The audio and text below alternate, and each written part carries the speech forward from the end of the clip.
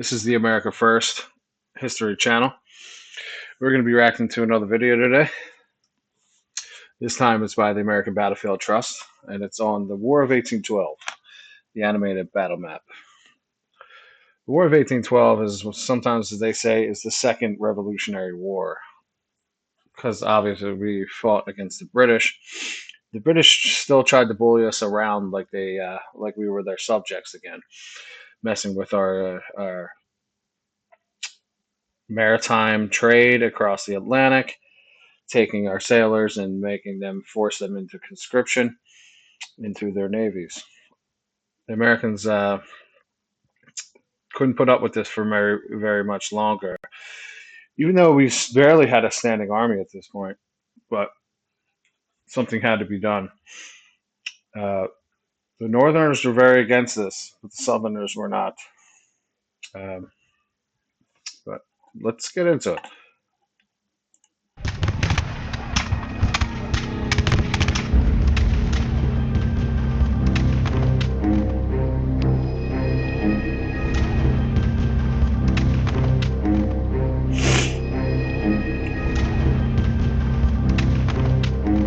Yeah, see. Maritime trade became target.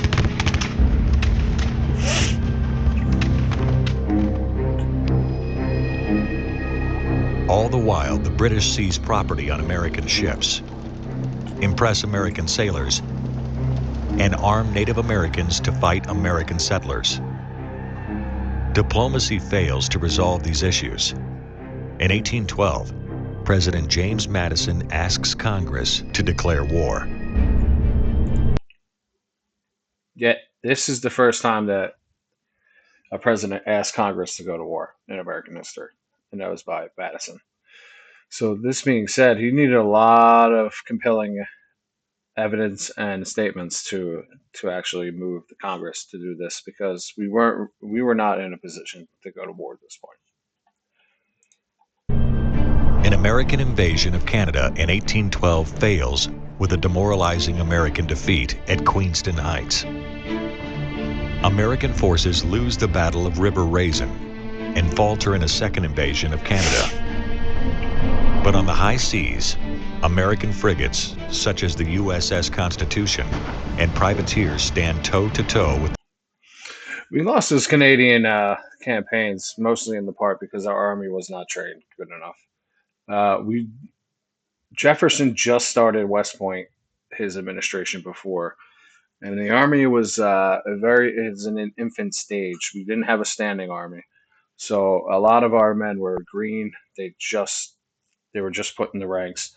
We didn't have good generals at this point. We didn't have very, I would say, hardened and trained generals at this point. All the guys from the Revolution were either too old or died off. So it wasn't passed down to the army that we before it is now, obviously. But yes, it was the Royal Navy. American victories at Sackett's Harbor and on Lake Erie keep the British away from New York and Michigan. General William Henry Harrison follows up with an American victory at the Battle of the Thames. British troops strike back with an advance on Montreal at the Battle of Chrysler's Farm and then capture Fort Niagara.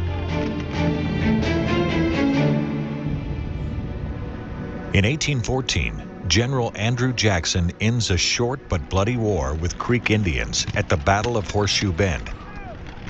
Jackson's victory and his subsequent rise to political power marks more territorial conquest and the westward removal of native people. Andrew Jackson, the notorious Indian fighter. They tried to give him a bad rap, obviously, for the Trail of Tears and the removal of natives from the south to the west. He's going to come up huge in this war.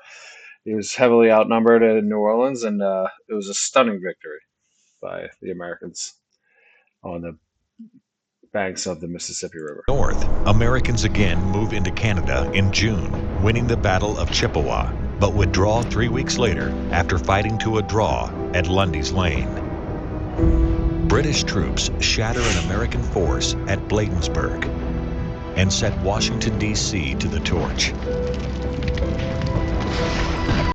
Yes, they did burn down the White House. The White House, as it stands now, there's remnants of the original foundation, but the entire house, it's the substructure, the superstructure, is entirely new since that day that it was burned down. With the rocket's red glare and bombs bursting in air, the British attack Fort McHenry at Baltimore. The bombardment fails. The American flag. That display in Washington D.C. is really cool. If you want to go check that out, the flag is huge, guys. And when you walk into the display, it's complete. It's in complete darkness because obviously the UV light would affect the cloth of the flag. It's just amazing. You see how many holes are in it and what it went through that day. Flag is still there, and the British land force lacks support. Peace negotiations begin soon. Unaware of diplomatic matters, the British unsuccessfully assault Jackson's forces at New Orleans in early 1815.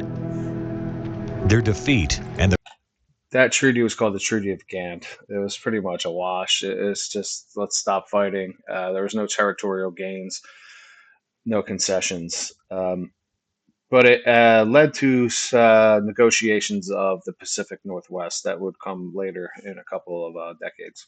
the ratification of the Treaty of Ghent ends the War of 1812. Decades of conflict establish America's national legitimacy, its place in the international order, and as a power in the Western Hemisphere.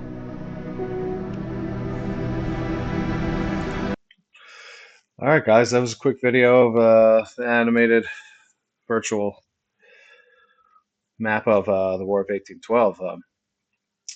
After this war, it would shape American military for the rest of its time to the present day. We bulked our military up, and we had a war against the Mexicans in the 1840s. Gained more land, and then the battle over slavery led, and then forced us into the Civil War. But we'll get to one of those in a future video. But thanks for watching, guys. Hit the subscribe button and the like button, and thanks. Have a good day.